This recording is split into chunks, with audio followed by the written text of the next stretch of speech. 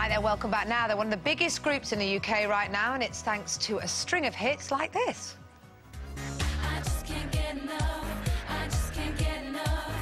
Since bursting onto the music scene back in 2008, the Saturdays have sold over 1.8 million records, notched up 7 top 10 singles and 2 top 10 albums.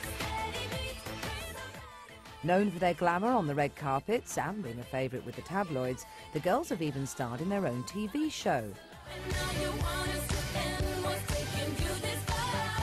With a sellout tour on the horizon, all eyes are now on their new single. So will the next stop be #1? We hope so. Vanessa, Una, Molly, Rochelle and Frankie, hello. Hello. Come on, what about that #1?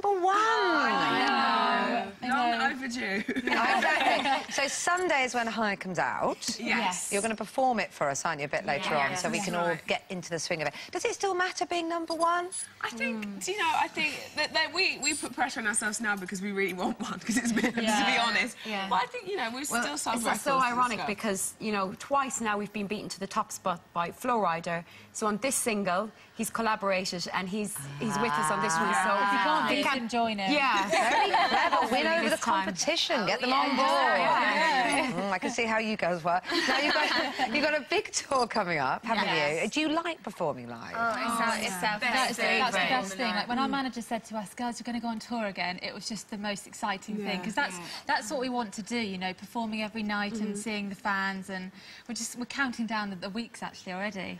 Do you know what I love about you girls as well is when you first kind of launched a couple of years ago, you came in and we chatted to you, and I just think you've really embraced everything that goes with it. So nice. Some sort of young bands will be saying, oh, I got the press on me and I got no privacy, but you've even doing a documentary where the cameras follow you 24/7. What is that like? You know what? It wasn't as bad as at first. You're like, okay, these people are in my face all the time, and you know, there's things that happen, and you're like, oh God, everyone's going to see me without any makeup, and but you actually get used to it and you forget they're there. And to be honest with you, it was really important for us that people saw that we actually do get on, and you know, for people to actually get to know us. And I think it really did the job. Yeah, really? Okay, I trust it. Does it help that you guys have got, well, you have, Frank, haven't you? On a Euro show, you've got famous boyfriends. You've got Dougie, from Apply, and you've got lovely mum from JLS. Does it help that they're in the business and they know a bit about it?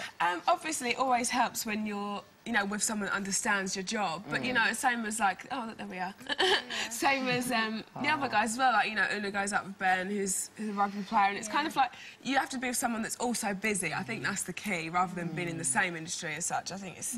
it's good to have someone understanding at home. Yeah, absolutely. Now, I'm sure that you all value your privacy, but I'm going to ask you to dish the dirt now, because we've been asking all morning what gets on your nerves about your partners. This is after David Beckham was talking on American TV night, and Victoria piped up and said, you're really messy, when he was trying to claim he was really tight. So I've been hearing all about it. So my husband's deep breathing. That seems a little mean. He's got to breathe, says Julie. I know, quite tough. Jennifer, my partner annoys me by always wearing socks in bed. That not very good, not very good. I see that sometimes. Do you? No, you've destroyed 1,000 men's illusions by that information.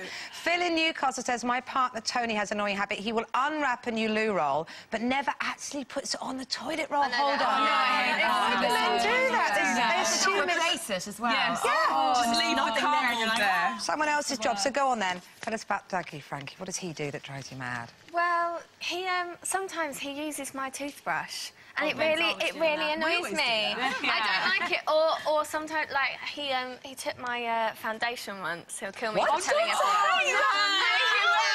I found it. He didn't put a whole load of foundation on, but he thought it was just like cover-up. And I found it in his toiletry bag. I was like, Dougie, that's expensive foundation, and it's the total wrong colour for you. And he was like, oh, I just needed some cover-up. You don't want to share so mean. He'll kill you.